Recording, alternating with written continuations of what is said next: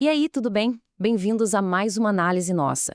Hoje a gente vai mergulhar fundo no mistério econômico que é, no mínimo, fascinante: a mecânica da riqueza extrema.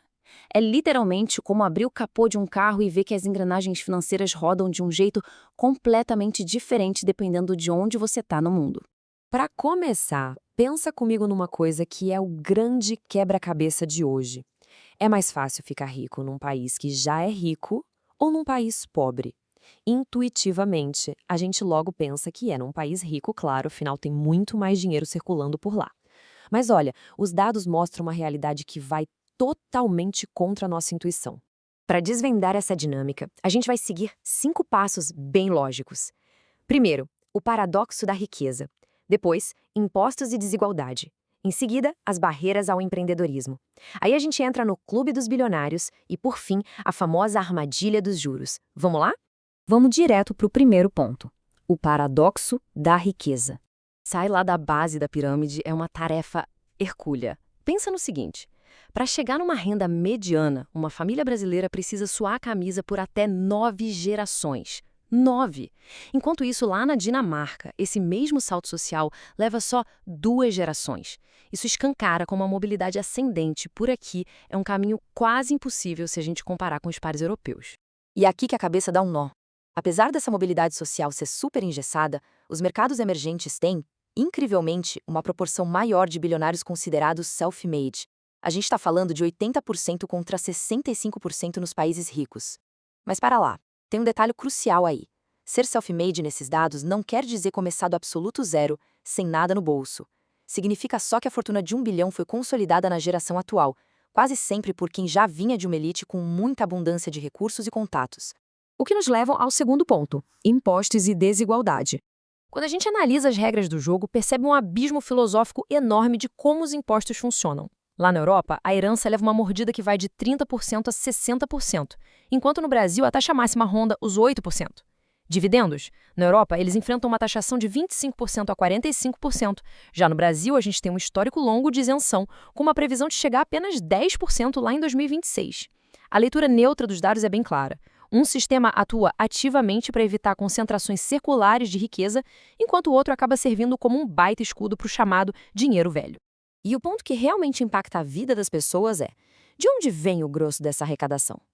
Focar os impostos no consumo, como acontece no Brasil, atinge de forma desproporcional as camadas mais baixas, porque eles gastam praticamente tudo que ganham em itens básicos. No outro extremo, quem tem renda altíssima e um patrimônio gigante experimenta uma alíquota efetiva muito menor, ficando amplamente blindado, o que, no fim das contas, alimenta essa desigualdade estrutural. Para colocar tudo isso em perspectiva, fixa nesse número: 78. 78 anos. Esse é exatamente o tempo que uma pessoa trabalhando com serviços de limpeza no Brasil precisaria ralar ininterruptamente para conseguir igualar o valor que um executivo de alto escalão tira em um único mês. A escala da desigualdade que esses dados trazem é simplesmente espantosa. Passando para a parte 3, barreiras ao empreendedorismo.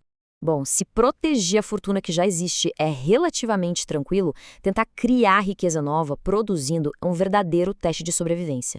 Imagina só, você encara juros nominais na casa dos 14,5%, gasta umas 150 horas por ano só para lidar com a burocracia de impostos. O ecossistema te coloca no 124º lugar no ranking global de facilidade de negócios e pode levar até 83 dias só para conseguir oficializar a abertura da sua empresa. Para piorar, falta muito capital de risco para apostar em inovações. Essa combinação toda funciona como um escudo natural, blindando as gigantes que já estão estabelecidas e desencorajando completamente novos concorrentes. E aí a gente entra na parte 4, o clube dos bilionários. Com barreiras tão absurdas, quem é que consegue pular para o outro lado e prosperar? A concentração de renda é avassaladora. Um grupo altamente exclusivo de só 300 indivíduos, isso mesmo, 240 homens e 60 mulheres, detêm uma fortuna conjunta que passa dos 2 trilhões de reais. A gente está falando de vertiginosos 17,1% de todo o produto interno bruto. É uma montanha de capital concentrada de um jeito extremo. E quando a gente investiga as origens dessas grandes fortunas, nota um padrão claríssimo. O dinheiro raramente nasce daquela inovação disruptiva pura. Ele flui de ambientes super regulados. Estamos falando de oligopólios bancários, onde só 5 bancos dominam 80% de todo o crédito, além de setores fechados como telecomunicações, aviação e mídia. Tudo isso é muito atrelado a raízes profundas em heranças e conexões históricas com concessões governamentais e privatizações. Por fim, o nosso quinto e último ponto, a armadilha dos juros. Isso nos leva à última e mais surpreendente engrenagem da nossa análise. Vamos montar um cenário hipotético que os dados nos entregam. Imagina a premissa de você conseguir 1 milhão na moeda local e deixar ele completamente intocado, sem nenhum risco, investido só em dívida do governo, durante 35 anos. Você não abre fábrica, não inova, não contrata ninguém, você faz absolutamente nada. O contraste matemático disso é de cair o queixo. Lá na Europa, com juros bem baixos, esse seu capital cresceria em torno de 2,15% ao ano. Ou seja, ia levar exatos 35 anos para simplesmente dobrar de valor e virar 2 milhões. O sistema basicamente pune quem deixa o dinheiro parado. Mas no Brasil? Sobre uma taxa referencial próxima a 14,5%, aquele exato milhão se transformaria em absurdos 114 milhões no mesmo período de inércia. É uma anomalia matemática completa, onde se torna imensamente mais lucrativo manter o dinheiro improdutivo em vez de encarar o risco de criar empregos e novos negócios. E as consequências dessa estagnação batem na porta de todo mundo. O sistema acaba recompensando quem já tem o capital, em vez de quem sua a camisa para criá-lo.